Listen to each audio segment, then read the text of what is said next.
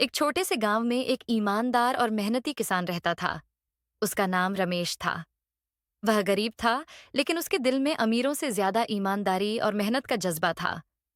उसके पास थोड़ी सी जमीन थी, जिस पर वह खेती करता था। उसकी खेती से जो भी फसल उगती, वह उसे सच्चाई और मेहनत से उगाता और बेचता। रमेश का मानना था कि ईमानदारी से जो भी काम किया जाता है, उसका फल हमेशा मीठा होता है।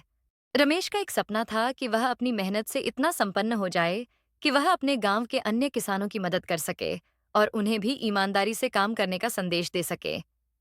वह हमेशा इस बात का ध्यान रखता था कि उसके काम में कोई भी धोखाधड़ी न हो और न ही वह कभी किसी से झूठ बोले।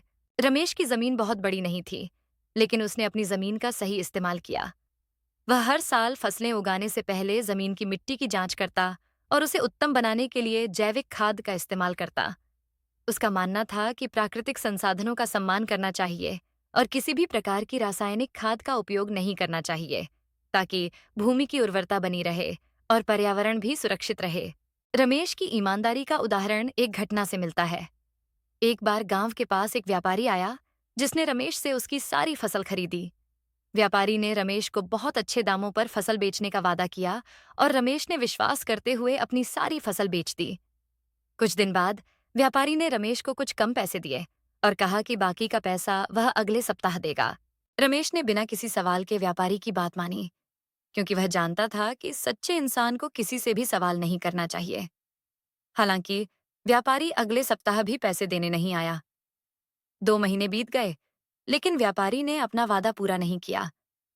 रमेश ने बिना गुस्से के व्यापारी से मिलकर कहा, मैं जानता हूं कि आप बहुत बड़े व्यापारी हैं, लेकिन मेरी मेहनत का फल भी मुझे चाहिए।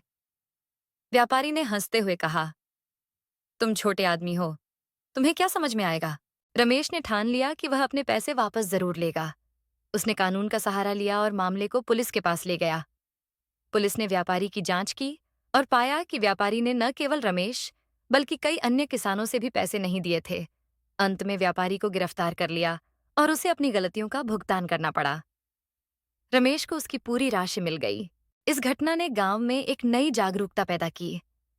अन्य किसान भी अब रमेश से प्रेरित होकर ईमानदारी से काम करने लगे।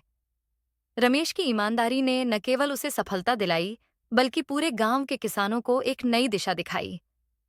वे अब जानते थे कि सच्चाई और मेहनत से ही जीवन में सफलता मिलती है, भले ही रास्ता कठिन हो। रमेश का जीवन एक प्रेरणा बन गया।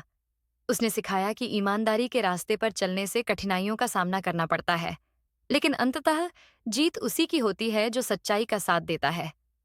उसकी जिंदगी एक मिसाल बन गई और आज भी गांव में उसकी ईमानदारी और मेहनत की कहानियां सुनाई जाती हैं।